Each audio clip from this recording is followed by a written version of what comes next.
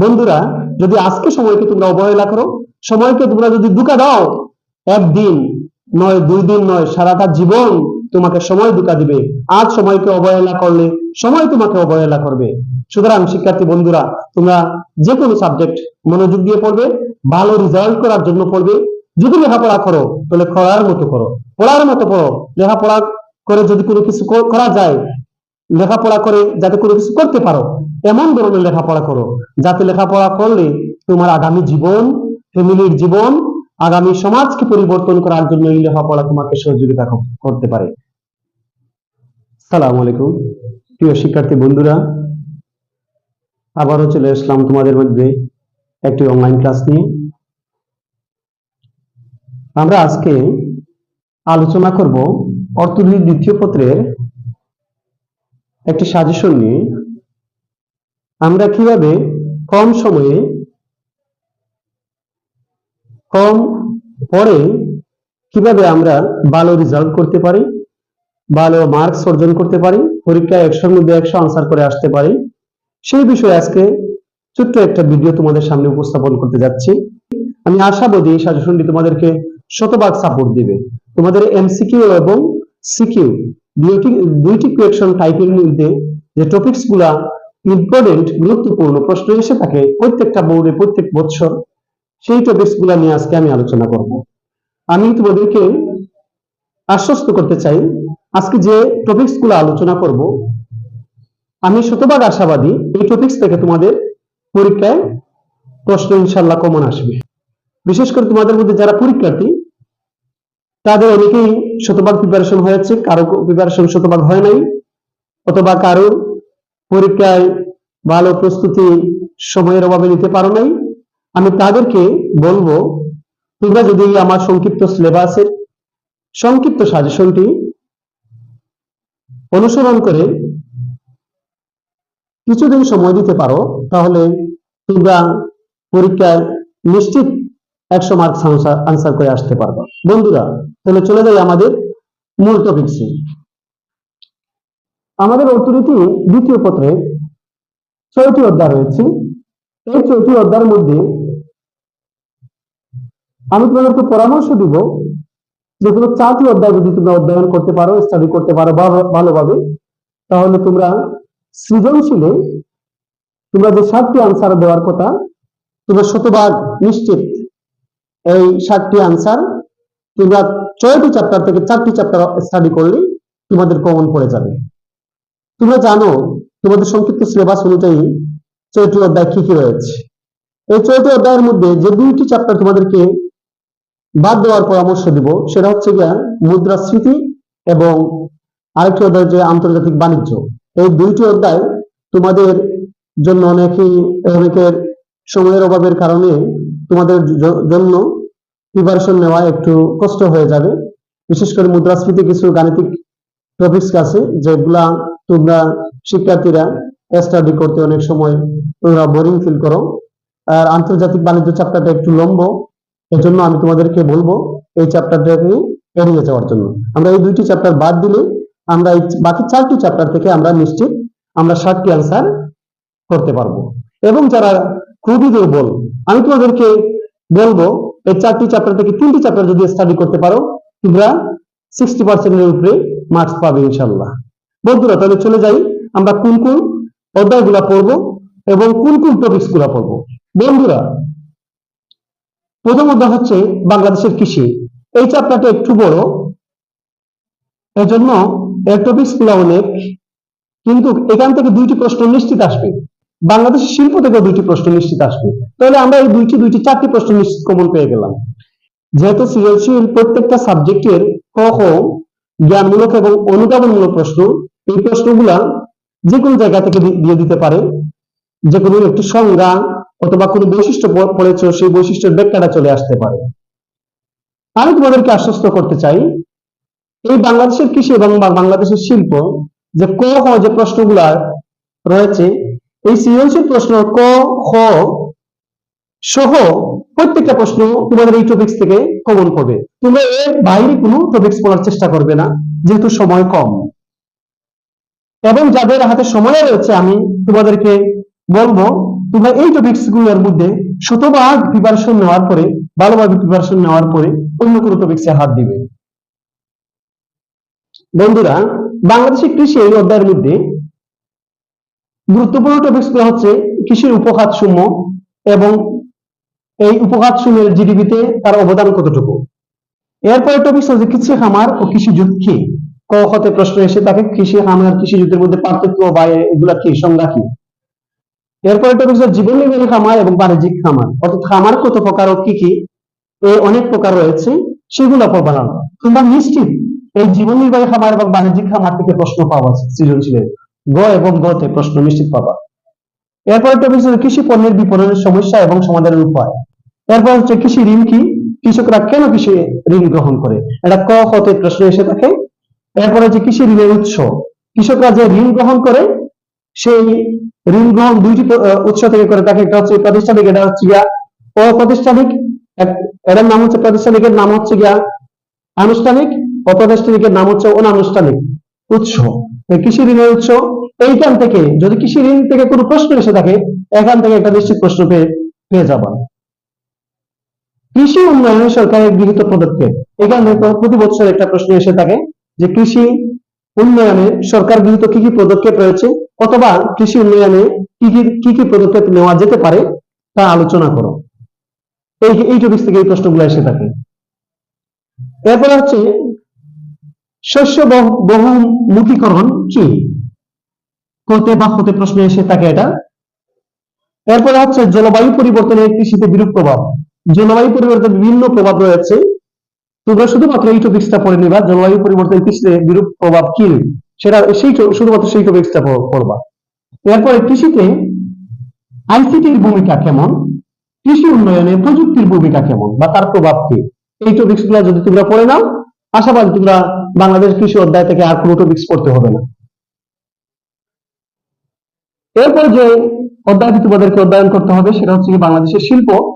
বাংলাদেশ শিল্প থেকে দুইটি প্রশ্ন এসে থাকে। এই অনেক শিল্প রয়েছে, বাংলাদেশ শিল্পে অনেক প্রকার রয়েছে, বৃহৎ শিল্প, মাঝারি শিল্প, বিভিন্ন প্রকার শিল্পের মধ্যে সবচেয়ে গুরুত্বপূর্ণ হচ্ছে কুটির শিল্প এবং ক্ষুদ্র শিল্পের মধ্যে পার্থক্য। দ্যাট মিনস এই কুটির শিল্প এবং ক্ষুদ্র শিল্প থেকে তোমরা 10 মার্কের টোটাল 10 মার্কের এটা শিল্পের প্রশ্ন পেয়ে যাওয়ার সম্ভাবনা খুবই বেশি।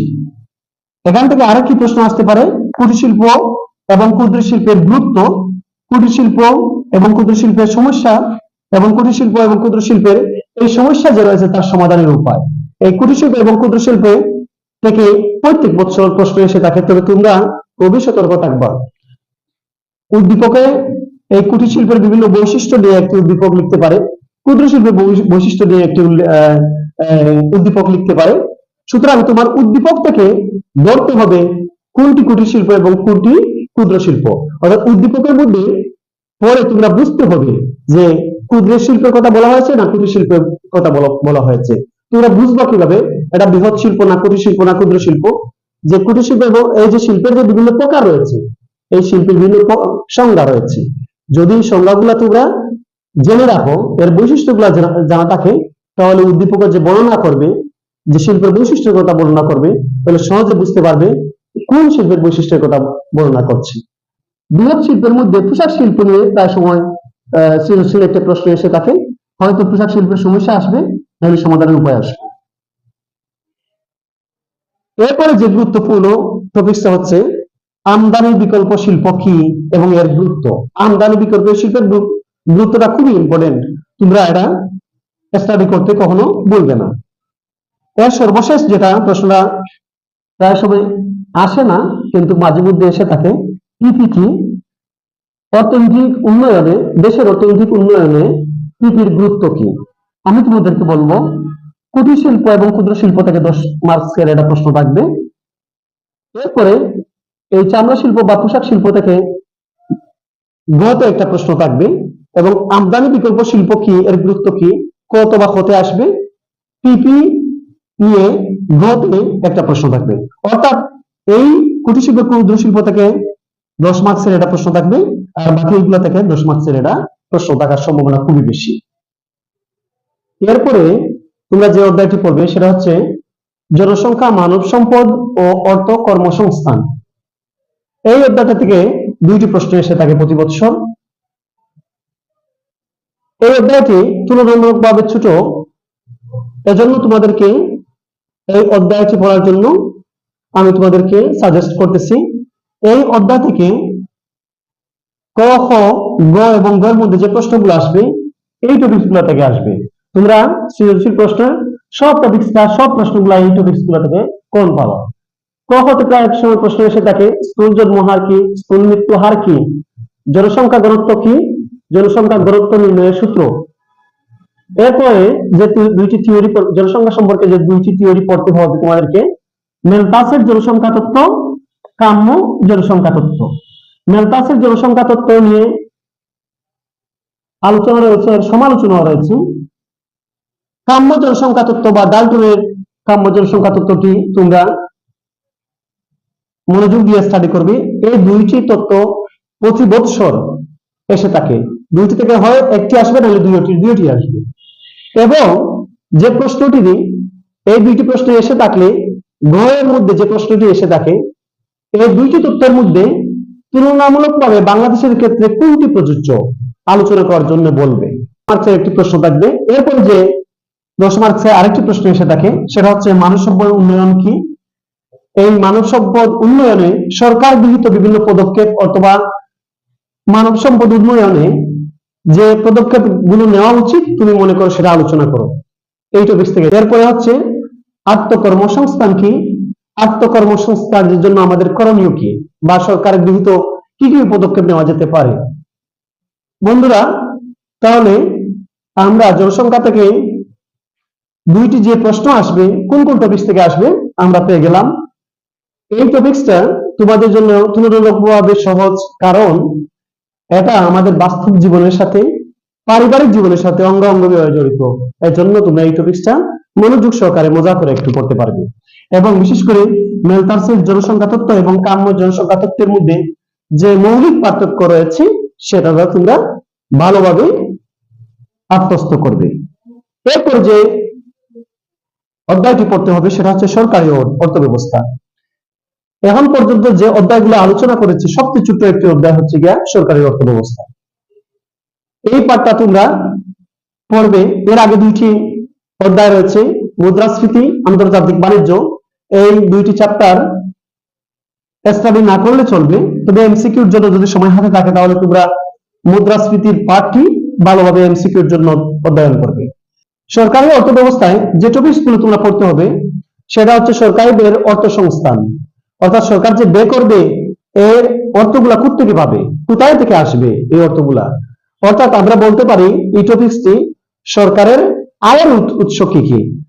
এই আয়ের উৎসের মধ্যে তিনটি আয়ের উৎস রয়েছে। এর মধ্যে গুরুত্বপূর্ণ হচ্ছে কর রাজস্ব আয়, কর বহির্ভূত রাজস্ব আয়। যেমন কর, ধরে নিলাম আমি একটি পণ্য কিনলাম, সেটার মধ্যে একটা ট্যাক্স আমরা গভর্নমেন্টকে দেই, সেটা হচ্ছে গিয়ে কর। কর বহির্ভূত রাজস্ব আয় কোনটি? যেমন আমরা দলিল রেজিস্ট্রি করতে আমরা একটা ফিস দেই, অথবা আমরা বিভিন্ন মামলার ক্ষেত্রে সরকারের বিভিন্ন কোর্টের ফিস দিতে হয়, বিভিন্ন স্ট্যাম্প কিনতে আমরা একটা ফিস দিতে হয়, আমরা বিভিন্ন মামলার জরিমানা স্বরূপ বিভিন্ন ফি দিতে হয়, সেটা হচ্ছে গিয়া কর বহির্ভূত রাজস্ব। এখান থেকে বিভিন্ন সৃজনশীল প্রশ্ন এসে থাকে, একটু ক্রিটিক্যাল প্রশ্ন এসে থাকে। সরকারের জন্য কোনটি ভালো, কর রাজস্ব আয় ভালো না কর বহির্ভূত রাজস্ব আয় ভালো, কোনটিতে গুরুত্ব দেওয়া উচিত, সে ধরনের একটি প্রশ্ন এসে থাকে।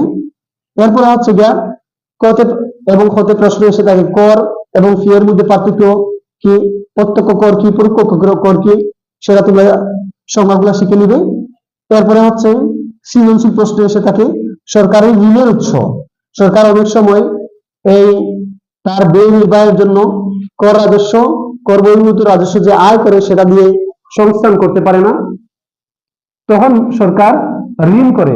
ঋণ কোত্থেকে করে, ঋণের উৎস কি, তার উৎস রয়েছে দুইটি, একটি অভ্যন্তরীণ উৎস, দেশের ভিতরে থেকে বিভিন্ন জায়গা থেকে সে ঋণ নিয়ে থাকে, অথবা সে যখন দেশের ভিতরে ঋণ করবে না অথবা ঋণ পাবে না তখন বিদেশ থেকে ঋণ নিয়ে থাকে। বিদেশ থেকে কোত্থেকে নেবে, বিভিন্ন গভর্নমেন্ট থেকে নেবে, বিভিন্ন আন্তর্জাতিক সংস্থা থেকে নেবে। বন্ধুরা, তাহলে প্রিয় শিক্ষার্থীরা, তাহলে আশা করি তোমরা অর্থনীতি দ্বিতীয় পত্রের কোন কোন অধ্যায়গুলো পড়লে কম সময়ে তোমরা পরীক্ষার শতভাগ প্রস্তুতি নিতে পারবে, কোন টপিকস গুলো পড়লে নিশ্চিত তোমরা পরীক্ষায় কমন পাবে, সেই বিষয়গুলো তোমরা সামনে আলোচনা করলাম। প্রিয় শিক্ষার্থী বন্ধুরা, অর্থনীতি প্রথম পত্রের চেয়ে দ্বিতীয় পত্র খুবই সহজ। তোমাদের স্টাডির জন্য আমি তোমাদেরকে সাজেস্ট করব, তোমরা যদি গভীরভাবে ডিপলি অর্থনীতি সেকেন্ড পেপার স্টাডি করতে না পারো, কমপক্ষে রিডিংটা পড়ে যাবা।